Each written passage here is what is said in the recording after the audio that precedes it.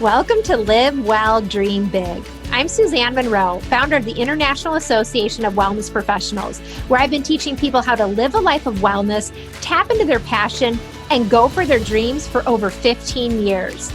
I believe living well and dreaming big starts with ourselves.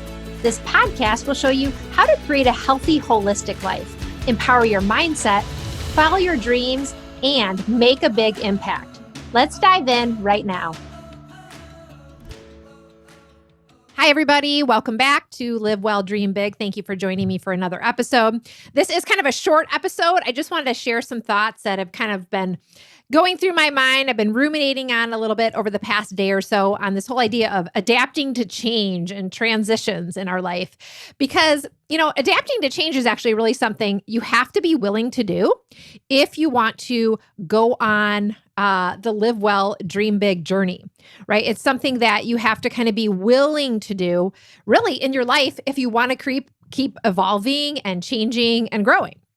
So that's what I want to talk a little bit about today, because you have to decide you want to change your life, for example, if you want to live well, right? Or if you want to dream big, you also have to be ultimately willing to evolve and go for it, go for what's in your heart. So anyway, I'm just back from a short summer vacation where we went camping. Now, you're either someone who loves camping or who doesn't love camping, right? And, I have to say, I've really grown to love camping, mostly because my husband was very into camping. And so I'm like, all right, I'll give this a try because, the one thing about it, it really does allow you to be completely in nature, right? And you're out there and you just notice things that you wouldn't notice otherwise because of all the time you have literally living in nature. Plus, big thing is no screen time, no technology. And I really love that when it comes to family time, like no interruptions, right? And sure, camping can be a little uncomfortable, right? If you're used to having your technology or having your phone, having those things that are kind of always filling up those gaps in your life. And all of a sudden they're gone, right? So you're like, oh, how am I going to fill my time? What am I going to think about, right? And maybe I'm going to think about nothing. That's kind of scary too. And camping can also be uncomfortable, let's face it, if you don't have good gear. For example, sleeping on the ground, no, that would not work for me, okay? So it certainly helps when you have great camping gear, which my husband, Kevin, is totally in charge of. He's really gotten into, and I am pretty grateful for that. Maybe we're into glamping now. I'm not sure. We've moved from camping to glamping. Yeah. So, it really depends what you feel good with. But, it also helps when you have someone along on your trip when you're really way out there in nature who knows a lot about the great outdoors. And we were on this camping trip with our friend Jake and his family who was on this trip. And Jake is a naturalist. I mean, I've never met anybody who's more into the environment and ecology and the natural world than Jake. He knows every tree, every plant, every bird, bug, rock. I mean, every single thing. He knows the name of it and its story, right? He's kind of like this walking encyclopedia when it comes to nature, which is kind of fun. So, we'd be on trails and climbing and things like that. And he pointed out all the flowers and plants and trees on the walk. And it was pretty interesting. And I remembered while we were hanging out together and learning about all these things, that there was a tree that I've been seeing on my daily walk back at home that I was really wondering about. So this tree looks like a birch tree on top. A birch tree is kind of that white tree. I don't know where you live, so you might have different types of trees, but in some parts, you have these white birch trees, and they're the kind of trees where there's almost like this paper, right, that you can kind of pull off. I know when I was a little girl, I used to like to kind of peel off some of the paper, and then you kind of like, maybe you write like a secret message on it, and probably peeling off the paper off a birch tree is not a good idea. But I remembered about these trees, and I saw them, but the thing was top half of the tree is a birch tree. And then the bottom half looks like a totally different tree. It looks like an oak tree or a maple tree. It's kind of that rough, dark, regular tree bark, right? And I thought, this is so strange. I've never noticed this before. What is this? And we have all of these different kind of trees growing near our house because we live along a river or a creek. And they're all along kind of just the water side. And so I said, I'm going to ask Jake about this because he knows about every tree and plant.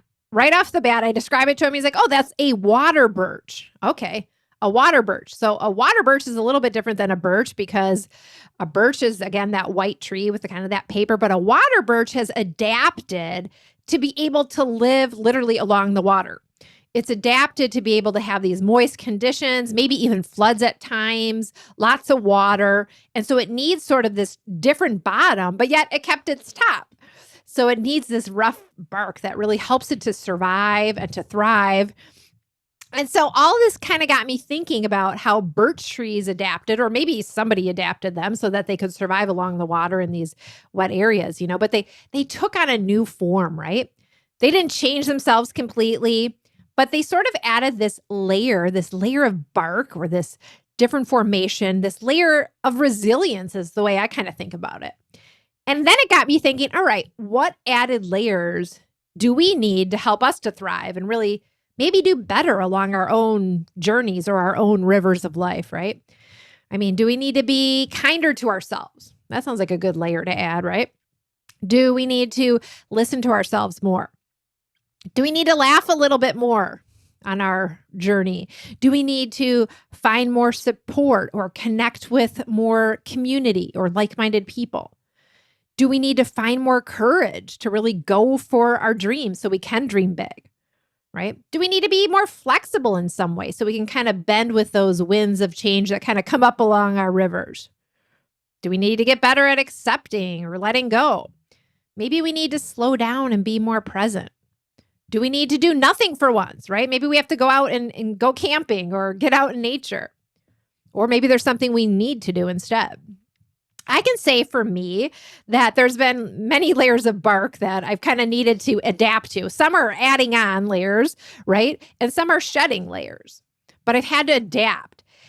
Whether it was learning to set boundaries for myself instead of kind of living my life, people pleasing, making sure others were happy first and kind of rearranging my life around other people, right? That's something I really had to learn to adapt and change so that I could really thrive. Or accepting the fact that life is always changing. That's kind of a big one for me. Sometimes I want things to kind of stay the same. I like consistency, but that can go too far. And I can be like, oh, I'm just going to stay in my comfort zone. I want everything to kind of stay the same. This is good. This is good. Let's just stay here, right? I'm starting to see that that's just not possible. That's not what life is about. Especially when you decide to go on this live well, dream big journey, right? You're basically saying yes to the universe that, yes, I'm willing to change and adapt. I'm willing to grow. I'm willing to learn about myself and maybe do things differently. But the thing is, once you say yes, there's no kind of like, okay, I'm done, right? It just kind of keeps evolving and happening and you continue to go on that journey. So for me, I love to, my son is getting older and I want him to stay little sometimes. Okay. I wish he wouldn't get bigger, don't change. Or I just want to keep doing the same things, maybe with my passion and purpose in life or in my business. But I realize each and every year I have to be willing to adapt. I have to kind of grow to the next level, right? You don't get to kind of a certain level or place and just say, okay, here I am. I made it. Let's just put on cruise control. I always thought actually that would be the case, right? I always kind of thought, okay, when I get to a certain point, like it's just all's going to be well and I can just kind of float along. I can honestly say, I don't think that's how it works. I've seen this for other people and I see it for myself too. You have to kind of keep always evolving and changing, right? And that's something that I think the birch trees kind of reminded me of. I also did a quick search before this episode and I found a quote from Benjamin Franklin who said, "Change is the only constant in life. One's ability to adapt to those changes will determine your success in life." So I thought that was pretty interesting, right? This is an old quote from a long time ago, but it really still rings true today. Change really is the only constant thing that's happening. And we have to be willing to adapt if we actually want to create success. And of course, success can mean so many different things to you, to different people. It doesn't matter. It's really what success means to you. But really, it's about finding that joy in your life and whatever it is you're doing. So I leave you with some of those thoughts I've been ruminating on, and maybe you'll be ruminating on. And this question today, what do you need to embrace so you can adapt to the constant change that is your life? And really, instead of resisting it, is there a way that you can lean into it so you can really enjoy life, right? You can start defining your own success, no matter what change is going on around you. All right, thanks for joining me for another episode on Live Well, Dream Big. I look forward to our next conversation. I'll see you again soon. Thank you for joining me for today's episode of Live Well, Dream Big. I hope you enjoyed today's conversation, and I want to invite you to take your next step toward living well and dreaming big by downloading the Live Well, Dream Big lifestyle book. It's the ultimate guide to becoming your best self and living life on your own terms. You can grab your complimentary copy by going to the link in the show notes or heading directly to iawpwellnesscoach.com/guide. That's iawpwellnesscoach.com/guide.